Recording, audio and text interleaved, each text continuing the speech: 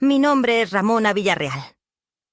Nací en el otoño de 1949, en una casa de adobe con techo de lámina, donde el viento soplaba por las rendijas como si quisiera colarse a vivir con nosotros.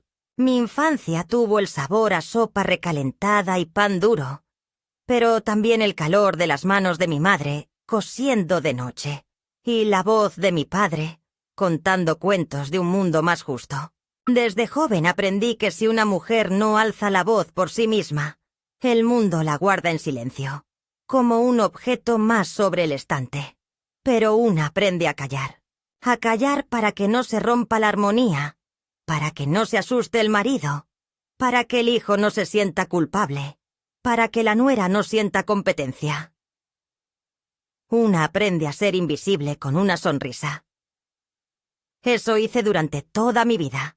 Fui contadora durante más de 30 años, especializada en impuestos. No era un trabajo glamuroso, pero tenía una belleza propia. Los números no mienten, no traicionan, no cambian de opinión según el humor del día. Los números, como la verdad, son tozudos. Con mi marido, Ernesto, construimos una vida sencilla, sin lujos, pero firme. Él era mecánico, y juntos compramos un terreno en una colonia polvorienta pero prometedora. Con nuestros ahorros, y más de un préstamo pagado gota a gota, levantamos nuestra casa.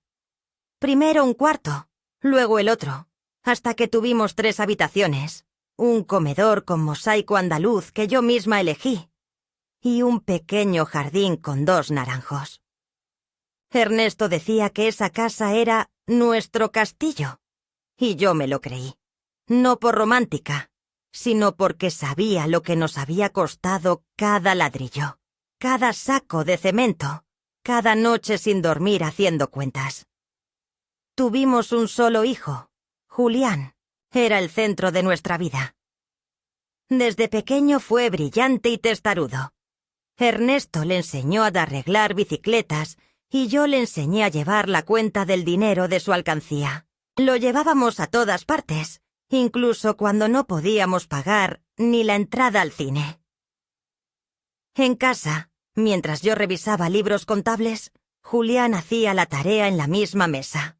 A veces, cuando me faltaban manos, me ayudabas a ordenar facturas y hasta me corregía alguna suma.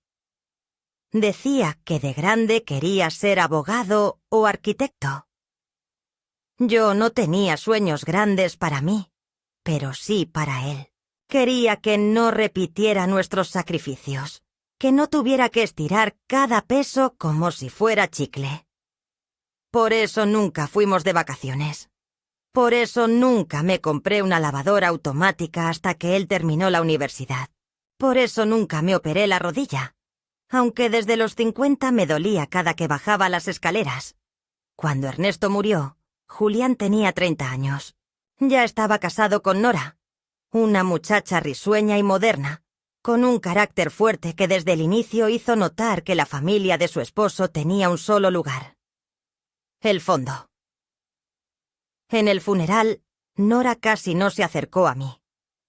Me abrazó con un gesto rápido, mecánico, y luego se sentó con su familia, en la primera fila, mientras yo permanecía sola en la segunda, con mis recuerdos y mi luto. No lo tomé a mal.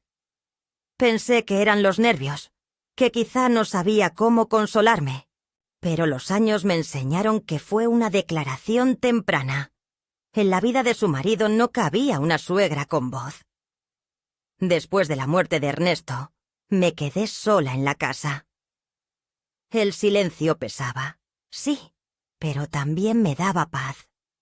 Seguí trabajando a medio tiempo y administrando mis papeles con meticulosidad. Aún pagaba puntualmente el impuesto predial, el mantenimiento de los medidores, las cuentas del agua y el gas, aunque muchas veces Julián me decía que no hacía falta, que él se encargaría de eso. Yo asentía, pero luego, cuando él se iba, verificaba que todo estuviera en regla. Nunca le dije que yo había mantenido todos los documentos originales, guardados en una caja fuerte antigua, con una copia de la escritura que aún llevaba mi nombre. Tampoco le dije que había invertido parte de mi pensión en un seguro de propiedad que me otorgaba el control total de la casa, aunque él pensara que ya me había cedido. Lo hice no por desconfianza, sino por previsión, porque las mujeres como yo aprendimos que la única seguridad real es la que se firma con tinta y se guarda bajo llave. Al principio, Julián y Nora venían los domingos a comer. Traían a sus 2 hijos, mis nietos, que entonces eran pequeños y me llamaban Abuemona. Les preparaba arroz con leche, como hacía mi madre, y les contaba historias de cuando su padre cazaba lagartijas con un frasco de vidrio. Me hacían sentir viva, pero luego vinieron los pretextos. Que el tráfico, que los niños tienen tareas, que mejor te visitamos el próximo mes. Y luego, hace 6 años, vino la mudanza temporal. Su casa se inundó por una fuga, y vinieron por unos días mientras hacían reparaciones. Al principio usaban 2 habitaciones. Después, se quedaron con toda la planta alta. Luego me pidieron mi cuarto para que los niños estuvieran juntos. Terminé en la habitación del fondo, la que usábamos como bodega. «Es solo por mientras, mamá», me dijeron. «Tú entiendes». Y yo entendí. Entendí que cuando una mujer envejece, la llaman flexible si cede, pero estorbo si se planta. Entendí que mientras yo hacía sopa en una estufa de 2 quemadores, Nora organizaba cenas con sus amigas en el comedor que Ernesto y yo construimos. Entendí que mientras ellos reían en la sala remodelada con muebles nuevos, yo dormía entre cajas de archivos viejos y un ventilador que chirriaba. Entendí que ya no era huésped, ni anfitriona. Era un fantasma discreto. No me quejé. Seguí pagando el impuesto predial como cada año, caminando 3 calles hasta el banco, entregando el recibo firmado y verificando que el sistema registrara mi nombre. Nadie preguntó si aún lo hacía. Creo que asumieron que una vieja no tiene nada más que hacer que mirar novelas y tejer. No sabían que yo mantenía actualizada la propiedad, que aún recibía cartas oficiales a mi nombre, que el número catastral seguía inscrito bajo mi RFC. No sabían, porque no preguntaban, porque ya no escuchaban. Yo no dije nada. Esperé, porque los números, como dije, no mienten. Y el tiempo, tarde o temprano, le da la vuelta al tablero. Nunca planeé la guerra.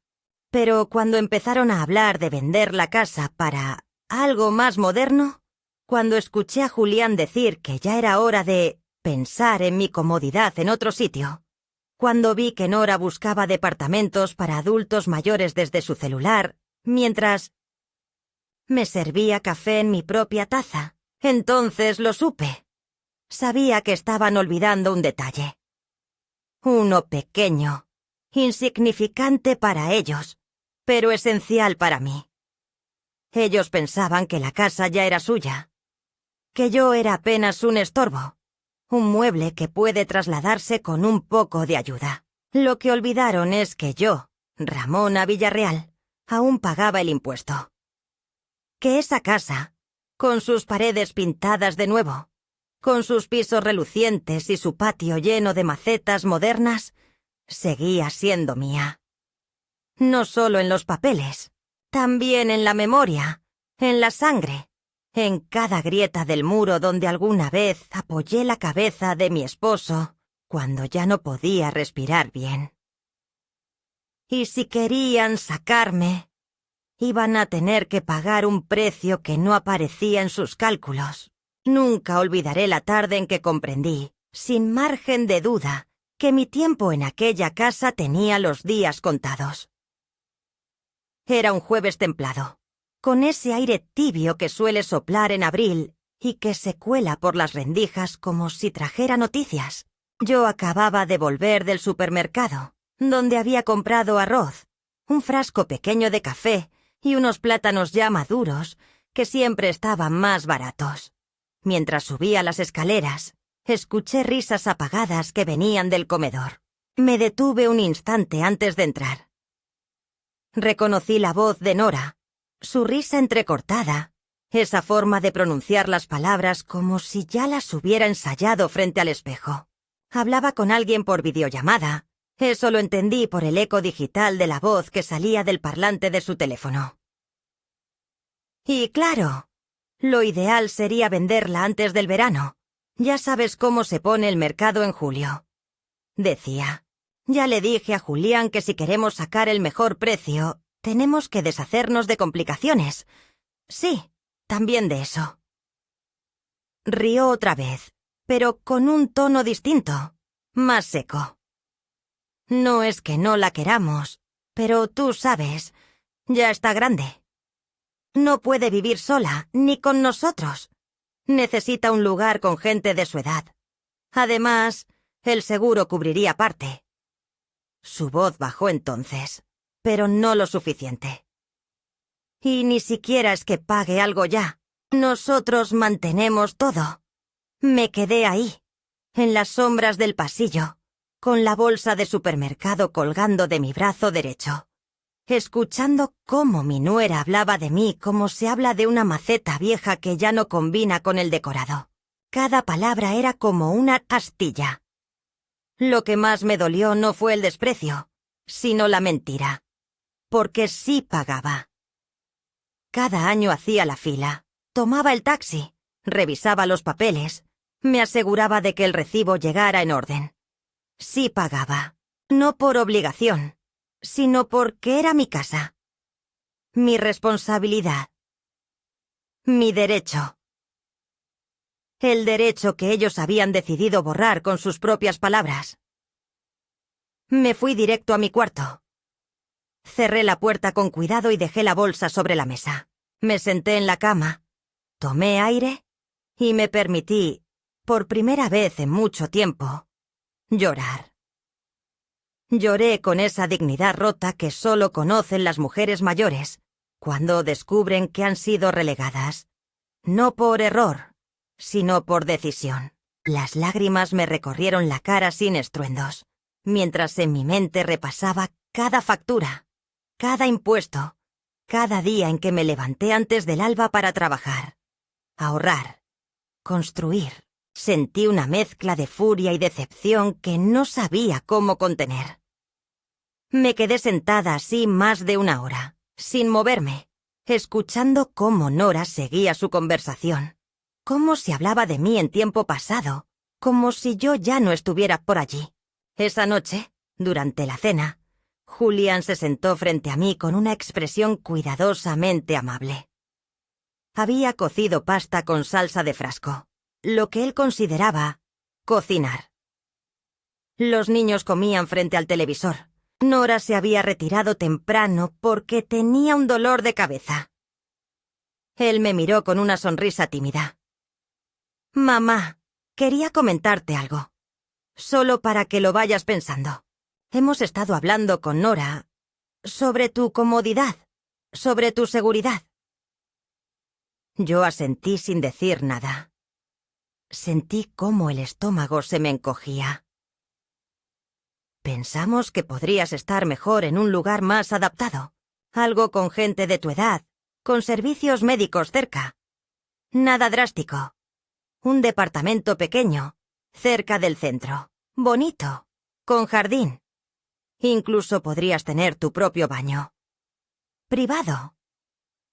Lo dijo como si fuera una oferta generosa, como si el despojo disfrazado de amabilidad pudiera sonar a cuidado.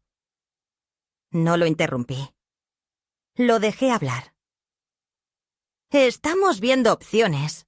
El agente inmobiliario dice que la casa podría venderse muy bien. Ya sabes, las remodelaciones que hicimos, el patio, hay una familia joven interesada. No me miraba a los ojos. Jugaba con su tenedor.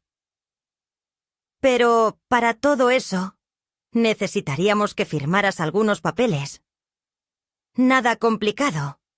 Cosas de trámite. Bajó aún más la voz.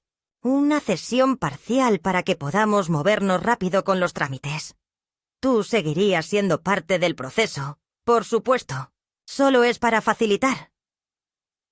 Me sonrió con esa cara de niño que solía tener cuando me pedía permiso para salir a jugar antes de terminar la tarea.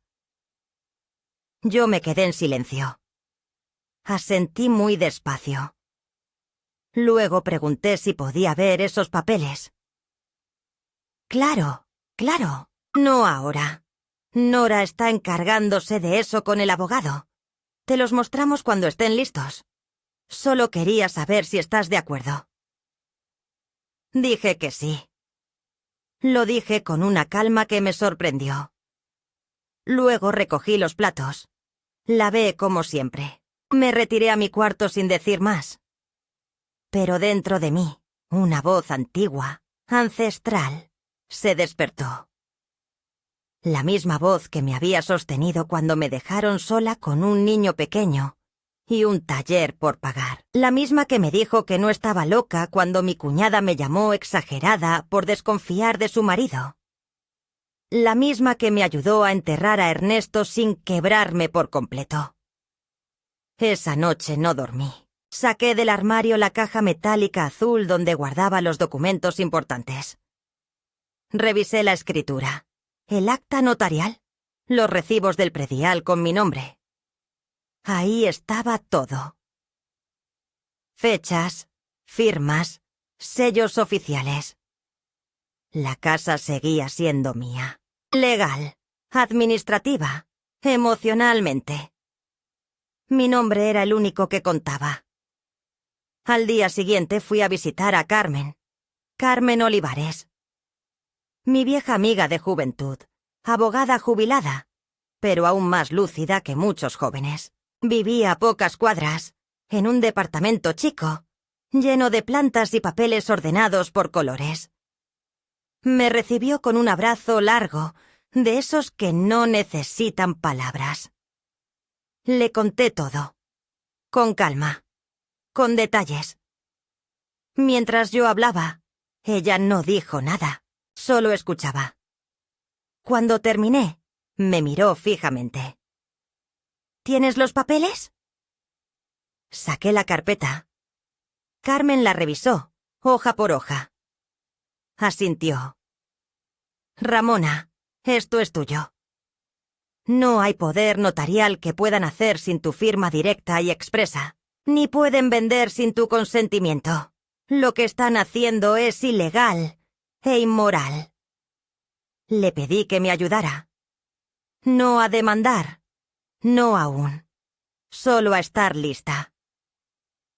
Carmen se puso en acción como si no hubiera pasado un solo día desde su último caso. Redactó una carta preventiva. Bloqueó cualquier intento de cesión sin mi autorización directa. Me hizo firmar 3 copias. Me explicó mis derechos, mis opciones, mis límites. Me sentí resguardada. Vista. Real. Esa tarde, al regresar a casa, los encontré midiendo el pasillo. Nora con una cinta métrica en la mano, Julián apuntando en una libreta. ¿Y si tiramos esta pared? Podríamos hacer una sala más abierta, estilo loft. No se detuvieron al verme, no cambiaron el tono. Era como si yo ya no estuviera en la ecuación. Como si la casa ya no me perteneciera. Me saludaron como si nada. Como si no me hubieran borrado de un plumazo. Yo también los saludé. Sonreí. Les llevé café. Les pregunté si querían azúcar. Les dije que se veía muy bien todo. No dije nada más. Esa noche, escondí una copia de la escritura en la repisa más alta del armario de la despensa, detrás de los manteles. Otra la dejé con Carmen. Y una tercera, en una caja sellada dentro del cajón de mi cómoda, bajo la ropa interior que nadie toca. Esa fue la noche en que supe que me habían declarado la guerra. Pero también fue la noche en que decidí no rendirme. Porque lo que ellos olvidaron, entre tanta remodelación, entre tantos sueños de venta y mudanza, fue que esta casa fue levantada con amor. Sí, pero también con sangre, sudor y contratos legales. Y que la dueña, aunque se vista con bata de franela y se quede en silencio, aún tiene voz. Y aún tiene poder. Porque mientras yo siga pagando el impuesto, esta casa sigue siendo mía. Aunque les duela, aunque no lo crean, aunque ya hayan empezado a empacar. A partir de ese día, algo se rompió en mí. No como una copa que cae al suelo con estrépito y se hace añicos ante los ojos de todos, sino como una grieta sorda en la pared. Pequeña, casi imperceptible, pero que se va extendiendo hasta que un día la casa ya no se sostiene. Yo seguí cumpliendo mi rutina habitual, levantándome temprano, cocinando para los nietos cuando se quedaban a comer, barriendo el patio por las mañanas, regando las macetas con más dedicación que nunca. Pero todo lo hacía desde una especie de niebla, como si mis manos se movieran solas y mi mente ya estuviera en otro sitio. Escuchaba las conversaciones de Nora con una atención milimétrica. Notaba los suspiros de Julián cada vez que hablaba de transiciones suaves, las miradas esquivas cuando yo entraba en la sala. Me trataban con una mezcla de culpa y condescendencia, como si ya hubieran tomado una decisión y solo esperaran el momento más cómodo para ejecutarla. Una tarde, regresando de la farmacia, encontré la puerta de la entrada principal abierta. Entré sin hacer ruido, por costumbre, y escuché voces en la cocina. Me asomé con cuidado. Nora estaba con una mujer que no conocía, joven, con una carpeta negra en la mano y una sonrisa perfectamente vacía. «Aquí es donde estaba pensando poner la isla», decía Nora, señalando hacia el centro. «¿Y la distribución de la planta baja? ¿Hay posibilidad de abrirla más?», preguntaba la joven. «Sí, si quitamos el muro de carga y ponemos una viga de soporte. Mi esposo dice que valdrá la pena. Ya no vive nadie aquí que use esta parte». Mi respiración se detuvo. ¿Ya no vive nadie? ¿Y yo qué era? ¿Una sombra? ¿Un recuerdo? Di un paso atrás. No quise que me vieran. Subí lentamente a mi cuarto, el del fondo, el de los trastos, y cerré la puerta con el seguro por primera vez en años. Esa noche cenamos juntos. Preparé sopa de fideos, como tantas veces. Nadie mencionó la visita. Yo tampoco, pero dentro de mí, algo empezó a hervir. No era rabia, no todavía. Era humillación. Una humillación densa, aceitosa, que se adhiere al alma como grasa quemada. Me sentí, por primera vez en mi vida, una intrusa en mi propia casa, y no era una sensación, era un hecho. Los días siguientes, Nora se dedicó a sacar cajas del closet del pasillo. «Vamos a limpiar esto, mamá.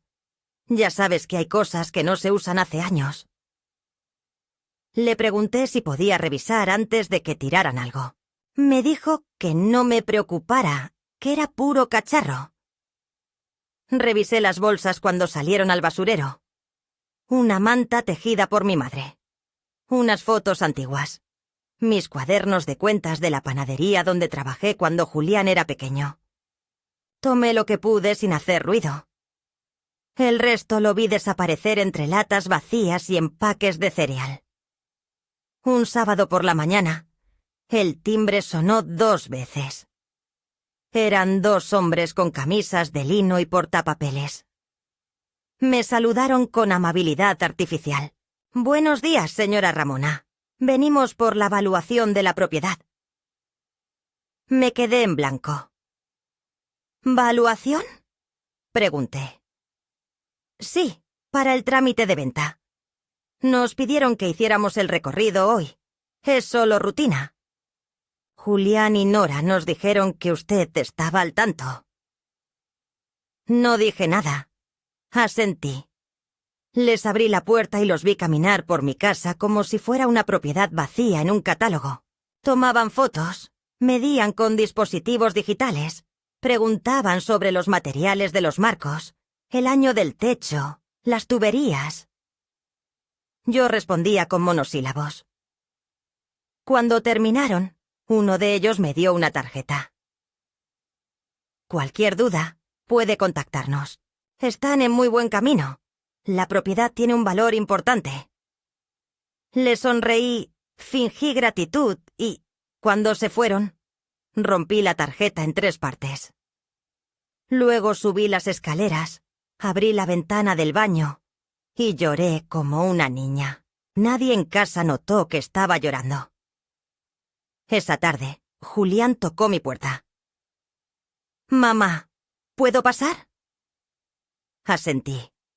Entró con cautela, como quien entra a una iglesia a pedir perdón. Se sentó en el borde de mi cama. «Mamá, todo esto lo hacemos por ti, para que estés mejor. No queremos que te sientas incómoda». No respondí. Solo lo miré. Entonces continuó. «El departamento que vimos es bonito, te lo prometo. Tiene balcón. Está cerca de la iglesia. Vas a estar tranquila. Nosotros vamos a visitarte todo el tiempo. Además, no estarás sola. Hay otras personas mayores con las que puedes hacer amistad, actividades. Y los niños también irán a verte».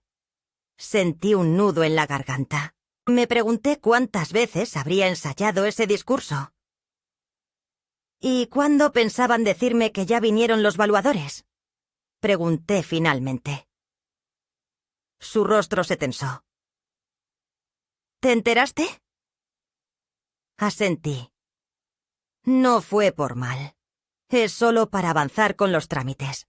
Aún no está nada decidido. Solo queríamos explorar opciones. Me reí por dentro. La palabra opciones era una forma educada de decir decisiones tomadas sin ti. Me quedé en silencio. No quería discutir. Ya no. No valía la pena. Esa noche escribí una carta. No era una carta de despedida ni de confrontación. Era una carta para mí. Una especie de testimonio. En ella relaté cada detalle de la casa. Cómo compramos el terreno. Cómo levantamos los muros con ayuda de mis cuñados. Cómo lloré de alegría cuando instalamos la primera regadera de agua caliente. Hablé de Ernesto, de sus bromas, de las marcas en el marco de la puerta donde medíamos la altura de Julián año tras año. Hablé de la mesa de cedro, del armario que trajimos en camión desde Jalisco, del mosaico azul del baño que yo misma coloqué. Guardé la carta en un sobre y la metí en una caja de zapatos junto a la escritura. Pasaron los días y la tensión se volvió rutina. Nora evitaba mi mirada. Julián hablaba solo lo justo. Los niños parecían ajenos, como si intuyeran que algo se movía en la estructura invisible de la familia. La casa ya no sonaba igual. Las risas eran más cortas. Las puertas se cerraban más fuerte. Hasta los pájaros que anidaban en el árbol del patio parecían cantar menos. Una noche escuché a Julián hablar por teléfono en el pasillo. No me vio. Decía, sí, ya firmará. Es cuestión de tiempo. Está mayor, pero no es tonta. Solo hay que llevarlo con calma. Lo del abogado, mejor dejarlo para después. No quiero que se sienta presionada. Esa fue la gota. No porque me llamara mayor. Lo soy. Sino por la condescendencia, por esa manera de suponer que una madre, por envejecer, pierde también el derecho a decidir. Al día siguiente, hice 2 cosas. Fui al registro público de la propiedad a pedir una constancia actualizada y llamé a Carmen para notariar una cláusula de reserva de usufructo vitalicio, lo que blindaba mi derecho a vivir en la casa hasta mi muerte, pasara lo que pasara. También notifiqué que cualquier intento de venta sin mi consentimiento sería considerado fraude documental. Cuando terminé los trámites, caminé lentamente hacia la parada de autobús. No tenía prisa. Sentía algo que no experimentaba desde hacía años. Control. Ese tipo de control que solo da la lucidez de una mujer a la que quisieron callar, pero que aún tiene voz, papeles y memoria. Esa noche cenamos como siempre. Pero yo sabía algo que ellos no. Sabía que ahora estaban atrapados en su propia trampa. Porque la casa no se vende sin la firma de su dueña. Y su dueña aún estaba aquí. Sentada. Silenciosa. Pero más viva que nunca. Y cuando llegue el momento, no gritaré. No discutiré. Solo mostraré un papel. El papel que vale más que todas sus palabras. Lo que más me sorprendía en todo este proceso no era la falta de gratitud, ni la traición, ni siquiera la frialdad con que mi hijo y su esposa planeaban mi destierro con un léxico disfrazado de preocupación. Lo que me sorprendía era mi propia capacidad para aguantar en silencio, para mirar cada maniobra con una calma gélida, con esa compostura que una no adquiere de joven ni de adulta, sino solo después de haber sobrevivido a muchas pérdidas sin hacer ruido. Era como si hubiera entrado en una etapa diferente de la vida, donde las emociones se sedimentan en el fondo y lo que flota es la estrategia. Yo no era una mujer rabiosa ni vengativa, y tampoco pensaba convertirme en una, pero había algo en el desprecio calculado que me empujaba hacia una resolución íntima. No iban a decidir por mí. No esta vez. No después de haber pasado medio siglo cargando con los silencios de todos. Cada día observaba nuevos signos del avance de sus planes. Cajas discretamente apiladas en el garaje con rótulos como ropa de cama y vajilla secundaria. Las visitas cada vez más frecuentes de corredores inmobiliarios que fingían venir por otra cosa y luego aprovechaban para ver la casa. Incluso los niños parecían haber sido informados, aunque no lo entendieran del todo. Mi nieto mayor, Matías, se me acercó una tarde mientras yo regaba las plantas. «Abue, ¿te vas a ir a vivir a un lugar de viejitos?» Me detuve. Lo miré sin mostrar sobresalto. ¿Y tú crees que una abuela como yo se dejaría encerrar tan fácil? Le guiñé un ojo. Él rió, sin entender del todo si era una broma. No dije más. No era su culpa, solo estaba repitiendo lo que había oído. Una noche, escuché desde la sala el ruido de papeles. Me levanté con sigilo y me asomé. Nora estaba revisando un expediente, murmurando cosas al teléfono. No me vio. En ese momento, algo dentro de mí decidió que era hora de actuar. No con gritos, ni con amenazas. No al estilo de las telenovelas. Lo haría como me enseñaron los años y los números. Con firma y con cálculo. Esa semana, programé una cita con la directora de la delegación local del DIF. Una mujer joven pero con ojos de abuela. Le expliqué mi situación. Llevé mis papeles, mis pruebas y lo más importante, el historial de pagos del impuesto predial a mi nombre, sin interrupciones durante 30 años. Me escuchó con atención. Al final, me dijo: «Señora Ramona, usted no está sola. Si quieren hacer esto sin su consentimiento, están cayendo en la figura de despojo indirecto y abuso patrimonial. Podemos intervenir». Le agradecí. Le pedí tiempo. No quería aún un escándalo. No quería parecer enemiga de mi propia familia. Pero sí necesitaba un respaldo legal por si las cosas escalaban más allá de lo soportable. Esa misma semana, fui a ver al notario que Carmen me recomendó. Un hombre enjuto, de manos largas y lentes gruesos, con una voz baja y seria. Le presenté mi documentación. Le pedí formalizar un testamento con cláusula de exclusión condicional. Si algún heredero realizaba intentos de desalojo forzado, perdería su parte correspondiente. Lo redactamos en 1 hora. Lo firmé con una pluma azul, la misma con la que Ernesto firmó la escritura original en 1983. Sentí que al hacerlo, sellaba algo más profundo que un acto jurídico. Sellaba mi voluntad de no desaparecer. Al volver a casa, todo parecía igual, pero yo ya no era la misma. Esa noche, saqué el álbum de fotos del armario y lo llevé a mi cuarto. Pasé horas viéndolo, página por página. Me detuve en una imagen donde aparecíamos los 3. Ernesto, Julián con apenas 6 años, y yo, sentados en el pórtico de la casa, rodeados de macetas floreadas. Lo miré fijamente. Aquel niño confiaba en mí. No sabía que un día me trataría como una carga. No sabía que esa misma casa sería el botín por el que su esposa lo empujaría a traicionarse a sí mismo. Aún así, no lo odiaba. Me dolía, pero no lo odiaba. El amor por los hijos no desaparece.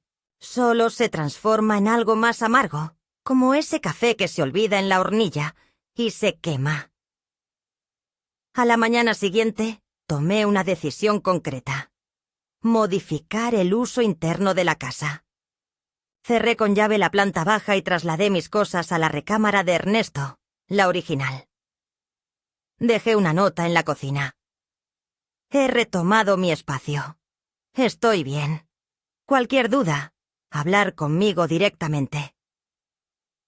Fue como encender una alarma silenciosa. Al llegar esa tarde, Julián golpeó la puerta de la recámara. No entró. Me llamó desde fuera. «Mamá, ¿todo bien?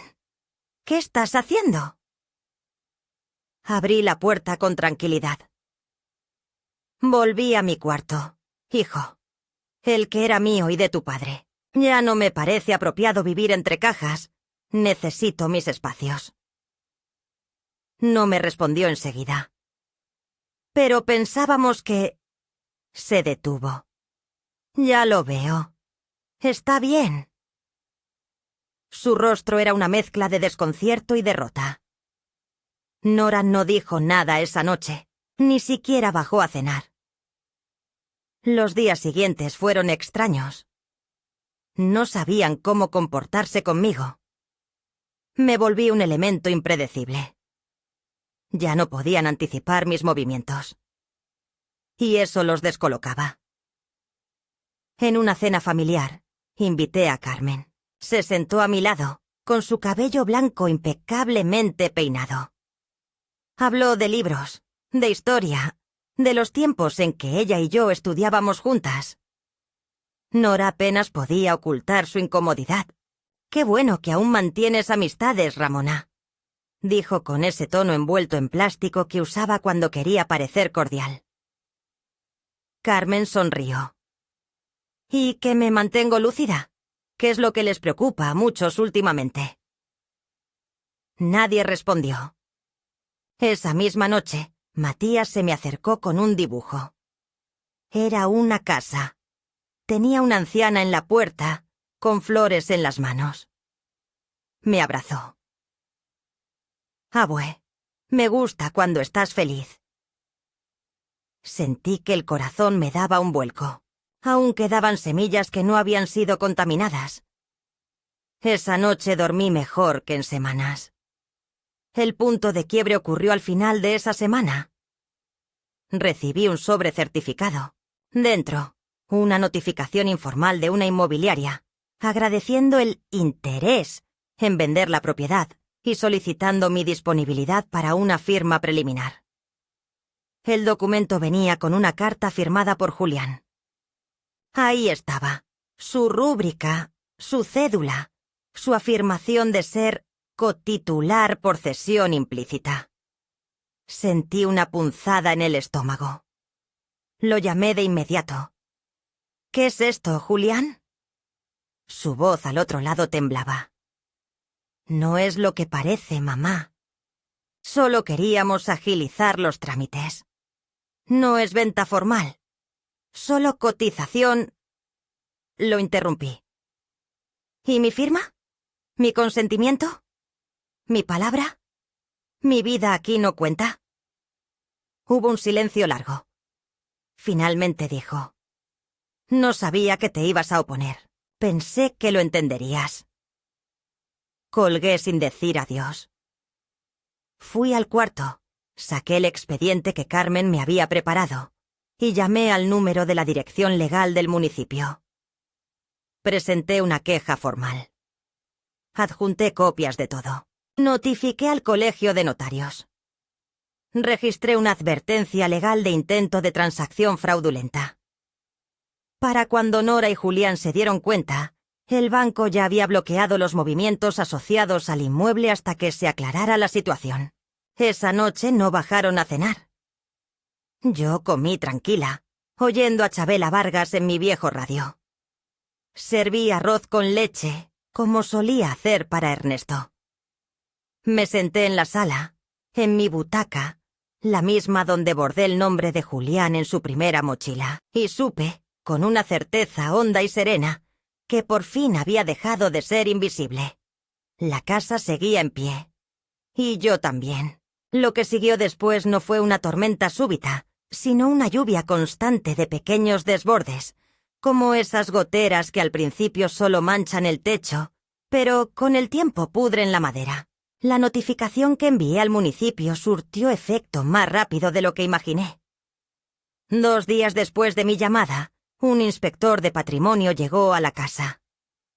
Vestía una camisa beige con logotipo bordado y sostenía una carpeta con mis documentos.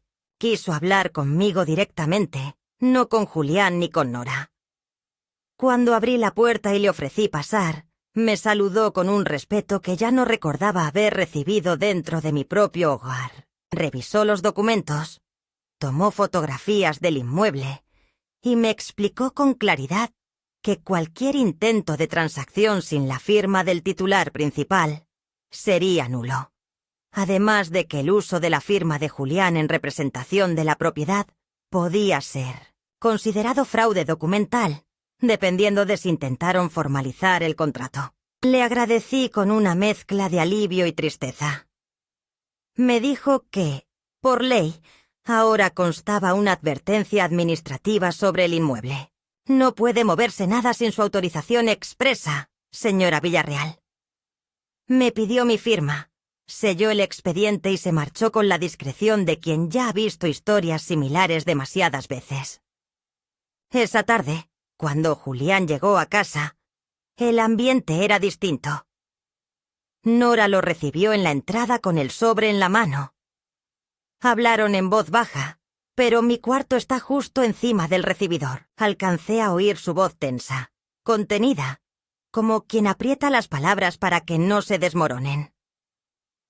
¿Cómo pudo hacerlo? ¿Cómo se enteró? Ella no respondió enseguida. Tendrá a alguien, una amiga, una abogada. No lo hizo sola. Esto es una declaración de guerra. Lo dijo con un tono que no reconocí. Había algo de miedo, algo de derrota anticipada. Luego él preguntó algo que me dolió más de lo que me atreví a admitir. ¿Y ahora qué hacemos con ella? Ella suspiró. Ya no va a firmar. Se atrincheró. Cree que ganó. Esa noche no me buscaron. No intentaron darme explicaciones. No llamaron a la puerta. Por primera vez en semanas, cenaron en silencio. A la mañana siguiente, preparé café con canela. Bajé con la taza en la mano y me senté en la terraza. El cielo estaba encapotado. El limonero del fondo tenía frutos verdes. Pensé en Ernesto, en cómo solía sentarse en esa misma silla con su radio portátil, oyendo crónicas deportivas. Cerré los ojos. Me imaginé contándole todo esto. Él me escucharía con ese silencio lleno de sentido que tenía cuando no quería interrumpirme. Luego asentiría con la cabeza y me diría: «Hiciste bien, Mona. Ya era hora». Ese recuerdo me dio fuerza para lo que vendría después. 3 días después, Nora me pidió hablar, a solas. La invité al comedor. Traía una carpeta en la mano. No se sentó. Me miró con esa sonrisa falsa que usan los vendedores de seguros. «Mire, Ramona, esto se está yendo por un camino innecesariamente complicado. Nosotros solo queríamos lo mejor para usted. Nadie quiso hacerle daño. Pero ahora que involucró al municipio y detuvo la operación, nos está perjudicando. Mucho. Hay penalidades de contrato, comisiones, gastos de abogados. Julián está devastado». No respondí. Solo bebí un sorbo de café. Ella continuó.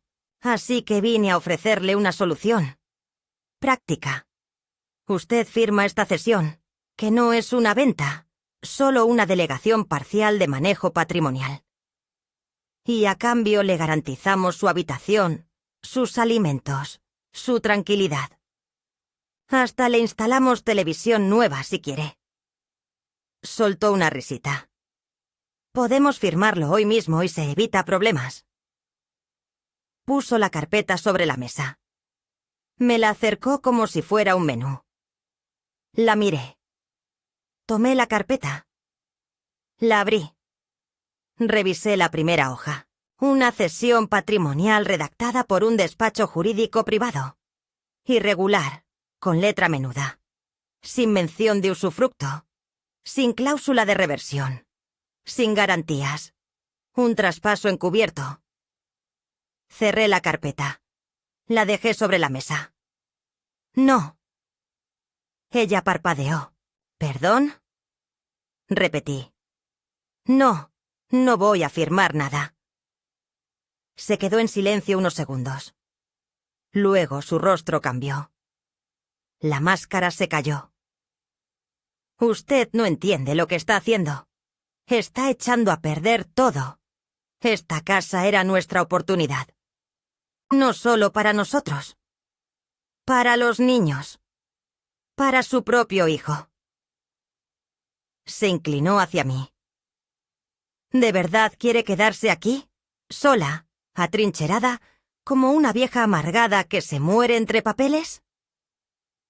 Me levanté con calma. La miré a los ojos. Prefiero morirme entre papeles que entre mentiras. Tomé la carpeta. Caminé al fregadero y la arrojé allí, justo debajo del grifo. Abrí el agua. Dejé que las hojas se empaparan, que la tinta se corriera como la verdad que ya no podían ocultar. «Ahora sí estamos claras», dije. Nora no respondió. Salió de la cocina con pasos apurados. Esa noche no la vi. Julián tampoco bajó. Me dejaron sola. Y yo dormí como no lo hacía desde hacía años. Las siguientes semanas fueron un pulso frío. No me hablaban directamente. Dejaban de cocinar para mí. Me escondían las llaves. Cerraban el portón eléctrico sin avisar cuando salía a caminar. Una vez, desconectaron mi ventilador y fingieron no saber nada. Todo era sutil, pero sistemático. Intentaban desgastarme. Que me rindiera. Que aceptara por cansancio lo que no pudieron obtener por manipulación. Pero yo seguía. Más firme. Más segura. Incluso compré un cuaderno nuevo y comencé a escribir lo que sucedía cada día. Fechas, actos, palabras exactas. Un diario de despojo, lo llamé. Cada línea era un testimonio. No para ellos, para mí. Para no olvidarme nunca de cómo se dibuja la violencia cuando se disfraza de familia. Un día, mientras barría el pasillo, escuché a Matías llorar en su cuarto. Me acerqué. Estaba sentado en la cama, con el cuaderno de la escuela en el regazo. «¿Qué pasa, mi amor?», le pregunté desde la puerta. Me miró con los ojos llenos de angustia. «Es que mamá dijo que te vas a ir, que ya no vas a estar, que la casa es de ellos». Se me encogió el corazón. Me senté a su lado. Lo abracé. «No me voy a ir. Esta es mi casa. La construimos con tu abuelo. Aquí creciste tú. Y nadie puede sacarme si yo no quiero. ¿Lo entiendes?». Asintió. Lloró contra mi pecho. Le acaricié el pelo. «Pase lo que pase, yo siempre estaré donde me necesites». Ese momento me dio algo más que fuerza. Me dio propósito. Ya no luchaba solo por mí. Luchaba por la memoria, por la verdad. Por esa parte de la historia que intentaban borrar con contratos trampa y sonrisas huecas. Días después, Nora y Julián organizaron una reunión familiar. Me citaron en la sala. Estaban serios. Ella con papeles nuevos. Él sin levantar la vista. «Mamá», empezó Julián. «Estamos en una situación muy difícil. Por culpa de tus acciones, el comprador se retiró. Tenemos que pagar una penalidad. Nos endeudamos por anticipado. Y ahora no tenemos cómo resolverlo». No respondí. Nora tomó la palabra. «Así que, con todo respeto, creemos que lo mejor es que te vayas. No queremos hacer esto por la fuerza, pero si no colaboras, tendremos que explorar opciones legales». Me reí. No un estallido. Una risa baja, seca, antigua. ¿Legales? ¿Qué opciones legales conocen ustedes mejor que yo? Me levanté. Caminé al armario de la entrada. Saqué un sobre. Lo puse sobre la mesa. «Aquí tienen. Escritura original. Resolución municipal. Testamento notariado. Reserva de usufructo. Diario de incidencias. ¿Quieren seguir?». Julián se puso de pie. «Mamá, no hagas esto». Me acerqué. Le hablé al oído. «No me subestimes, hijo. No otra vez». Me retiré a mi cuarto. Cerré la puerta. Puse música. Chabela, como siempre. Esa noche llovió. Escuché cómo se mojaban las plantas del patio. Cómo goteaba el alero que Ernesto nunca terminó de reparar. Y me sentí viva. Más viva que nunca. No sé si fue la lluvia de esa noche o el silencio que quedó después, pero algo cambió al amanecer. La casa, usualmente invadida por los pasos rápidos de los niños, por las voces tensas entre habitaciones, por la televisión encendida desde temprano, permaneció muda. Me levanté con lentitud. Preparé mi café como cada mañana. Abrí la ventana de la cocina para dejar entrar el olor húmedo de la tierra mojada. Y por primera vez en mucho tiempo, sentí que el aire no me empujaba hacia afuera, sino que me recibía. Como si la casa, mi casa, estuviera volviendo a reconocerme.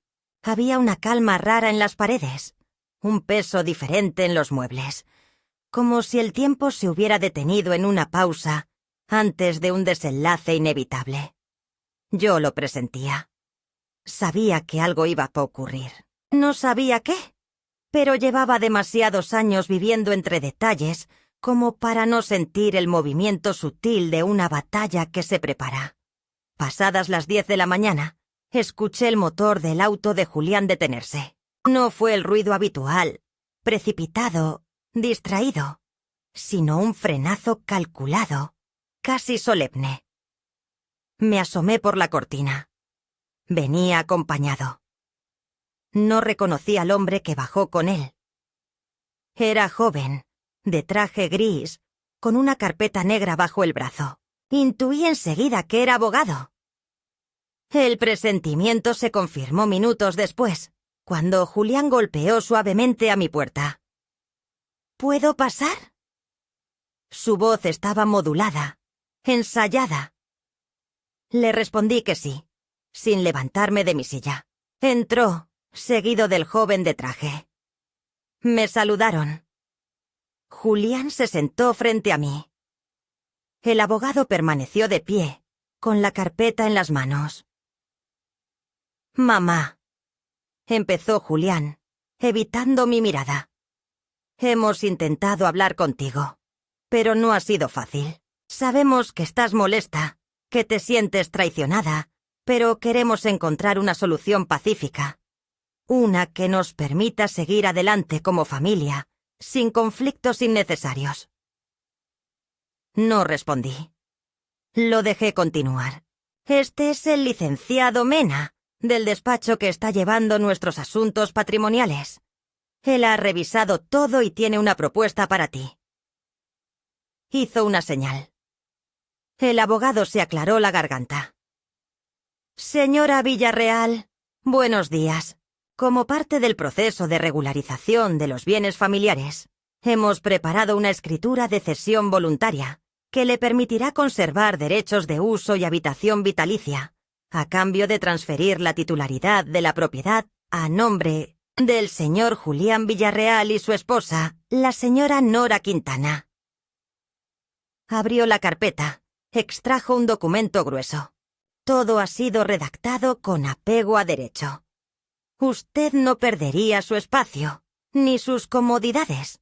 Es solo una formalización, para que ellos puedan manejar el inmueble sin más obstáculos. Me incliné ligeramente hacia adelante. Tomé el documento con lentitud. Lo sostuve entre las manos sin leerlo, solo sintiendo el peso. «¿Y por qué ahora sí me consultan?», pregunté. Julián titubeó. «Porque entendimos que era importante que tú estuvieras de acuerdo, que no podíamos avanzar sin ti». Me eché hacia atrás. «No, no es por eso. Es porque ya no tienen otra salida. Porque el banco detuvo los pagos. Porque los documentos que firmaste sin mí ya no tienen validez. Porque se están quedando sin margen de maniobra. No me vengan con falsos respetos. No necesito que me incluyan ahora, que ya no pueden excluirme». El abogado intentó intervenir, pero levanté la mano. «No he terminado. Han mentido. Han intentado vender lo que no les pertenece. Me han minimizado, ignorado, empujado al rincón como si fuera un trasto viejo. ¿Y ahora quieren que firme para facilitar su vida? Para que puedan hipotecar, vender o rentar con comodidad, mientras yo me convierto en una molestia domiciliada, tolerada por caridad? No». Me puse de pie. «Esta casa no se toca. No mientras yo viva. Y después tampoco, si puedo evitarlo. Porque ya no se trata solo de ladrillos o de escrituras. Se trata de respeto, de verdad, de memoria». Julián cerró los ojos, apretó los labios. Luego se levantó también. «Mamá, te estás cerrando. No puedes vivir aferrada a un pasado que ya no existe. Las cosas cambian. Los hijos crecen. La vida sigue». Lo miré largo rato. «Sí, y en ese camino, algunos olvidan. Yo no te enseñé eso. No te crié para que vendieras la historia de tu familia por una remodelación. No te entregué mi confianza para que la firmaras con otros nombres. Esta casa fue mi vida. Es mi legado. Y no voy a permitir que se convierta en moneda de cambio. El abogado intentó hablar otra vez. Señora, si no firma, tendremos que proceder con una demanda civil. Ellos están en su derecho de reclamar herencia futura por vía judicial. Reí, sin humor. Qué curioso. Herencia futura. ¿Así le llaman ahora al despojo anticipado? Proceda, si gusta. Lo espero en tribunales. Tengo todos los documentos en orden. Y testigos. Y grabaciones. Y dignidad, que no se compra ni se falsifica. Caminé hacia la puerta. La abrí. Ahora, si me disculpan, tengo cosas más importantes que hacer que escuchar amenazas disfrazadas de propuestas. ¡Buen día! Salieron en silencio. No hubo golpes, ni portazos. Solo el roce seco del documento inútil al rozar el marco de la puerta. Me quedé de pie, con el corazón latiéndome fuerte pero firme. Esa era la batalla, y la había enfrentado de frente, sin temblar. Minutos después, Carmen llegó. Le conté todo. Me abrazó sin decir palabra. Luego me ayudó a preparar un comunicado legal de restricción para enviar al juzgado de paz y blindar aún más la propiedad. No era paranoia, era previsión. Porque la familia puede traicionar, pero la ley aún puede proteger si se la convoca con verdad. Esa noche Matías vino a mi cuarto. Traía un dibujo nuevo, una casa, una mujer mayor con flores, un sol enorme en la esquina. ¿Es aquí?, pregunté. Él asintió. ¿Y esa eres tú? Me senté a su lado. ¿Y tú dónde estás? Me señaló un árbol. Ahí, mirándote. Le acaricié el cabello. Entonces sí, esta es mi casa. Dormí esa noche con el dibujo junto a la cama, como un escudo más poderoso que cualquier notario. La guerra había terminado. No con un juicio, ni con una rendición, con una frase, simple y rotunda, que le dije a Julián al día siguiente, cuando intentó pedirme que reconsiderara. Lo miré a los ojos. Le hablé despacio. No. Este capítulo está cerrado. Ya no hay lugar para la mentira en esta casa. Si quieres quedarte, es bajo otras reglas. Las mías. Y él entendió que esa puerta, la del abuso, ya no se abriría nunca más. El silencio volvió a instalarse en la casa, pero esta vez era distinto. No era el silencio tenso del desprecio ni el de la vigilancia disfrazada, sino uno más limpio, más auténtico, como el que deja la lluvia después de semanas de polvo. Nora y Julián ya no hablaban de mudanzas, ni de reformas. No llegaban con carpetas ni con propuestas. Caminaban con paso más lento, más cuidadoso, como si la casa misma les pesara distinto, como si de pronto recordaran que esas paredes no eran solo estructura, sino memoria, sacrificio y sangre. No hubo disculpas formales, ni lágrimas, ni discursos. Solo una nueva rutina hecha de ausencias que ya no dolían, de miradas que evitaban el reproche porque ya sabían que nada podía repararse con una frase tardía. Yo no buscaba un perdón, no me hacía falta. Lo que necesitaba ya lo había recuperado. El control sobre mi espacio. La certeza de que aún tenía derecho a decir no. El orgullo de haber defendido mi historia sin tener que gritar. Los niños siguieron bajando a desayunar cada mañana, como si nada hubiera pasado. A veces Matías se acercaba y me ayudaba a poner la mesa. Eva, más callada, dibujaba en silencio sentada junto al ventanal. Julián empezó a salir más temprano. Volvía más tarde. Se refugiaba en su trabajo como quien quiere esconderse de lo que no puede arreglar. Nora se volvió una presencia tenue, ocupada en sus asuntos, siempre al teléfono, siempre apurada, pero ya sin esa energía invasiva de antes. Yo retomé mi rutina con una naturalidad que sorprendía incluso a mí. Volví a cuidar las plantas con esmero, a limpiar los estantes, a hornear pan como hacía tiempo no lo hacía. Redescubrí rincones de la casa que había dejado de habitar por resignación y los llené de pequeños gestos. Una cortina nueva en el baño, una vela encendida en la entrada, una fotografía de Ernesto que coloqué sobre la repisa central, como una manera de decirle que la casa seguía siendo suya, mía, nuestra. Una tarde de domingo me senté en la terraza con Carmen. Compartíamos un café, hablábamos de cosas sin importancia. Los precios del mercado, el calor que no cedía, la vecina que vendía pasteles desde su cochera. En un momento Carmen me miró y dijo: «Lo lograste. No solo conservar la casa, te conservaste a ti misma». Me quedé en silencio. Miré al patio. Vi las sombras de las ramas sobre el piso, los rayos de sol colándose entre las hojas. Pensé en todo lo que había pasado en ese lugar. Los cumpleaños, las enfermedades, los regresos de la escuela, los abrazos largos, las discusiones feroces. Pensé en Ernesto, en su risa, en sus manos. Pensé en Julián, pequeño, corriendo por ese mismo patio con un avión de cartón. Pensé en el día en que creí que todo eso se había perdido. Y comprendí que no se pierde lo que se defiende con verdad.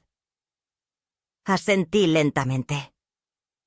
Sí, lo logré, pero fue al límite. Esa noche escribí una carta. No era para Julián ni para Nora. Era para mis nietos. La guardé en un sobre con sus nombres.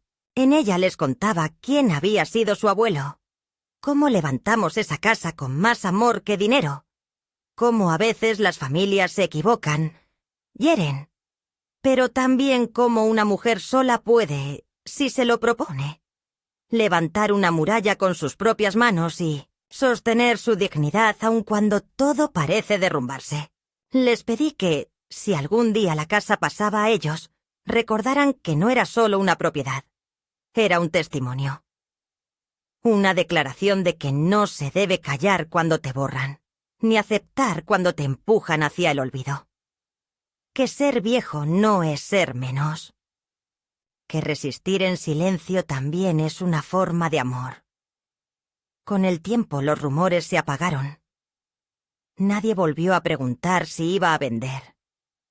Nadie más vino a evaluar el valor de la casa. La casa, finalmente, se volvió invisible para quienes no la merecían. Y para mí, volvió a ser visible, plena, exacta. Julián nunca me pidió perdón, pero empezó a saludarme con un beso en la frente cada mañana. Pequeño gesto, pero suficiente. Nora nunca me dio las gracias, pero dejó de hacer comentarios sobre mis costumbres, y un día me compró un nuevo delantal sin decir palabra. No eran gestos de redención, pero eran señales. De algo que se entendía sin hablar. Ahora camino por la casa sin sentirme huésped. Dejo la puerta abierta sin miedo. Escucho mi radio sin tener que bajar el volumen. Me siento en el comedor, el de antes, y leo sin que me moleste el ruido. A veces, por las noches, salgo al patio y me siento en la banca junto al limonero. Miro el cielo y hablo con Ernesto en voz baja. Le cuento lo que ha pasado. Le digo que la casa resistió. Que yo también. No sé cuánto tiempo me queda. A veces me duele la cadera. A veces me canso con facilidad. Pero cada día que amanece aquí es un día ganado. No solo por mí, sino por todas esas mujeres que, como yo, un día fueron relegadas a una esquina de su propia vida. Mujeres que tejieron, cocinaron, criaron, pagaron, firmaron. y a las que luego quisieron silenciar como si no contaran. Yo sí conté. Y sigo contando. Mi nombre es Ramona Villarreal, y mientras esta casa tenga cimientos, aquí vivirán también mi historia, mi voz y mi derecho a no desaparecer.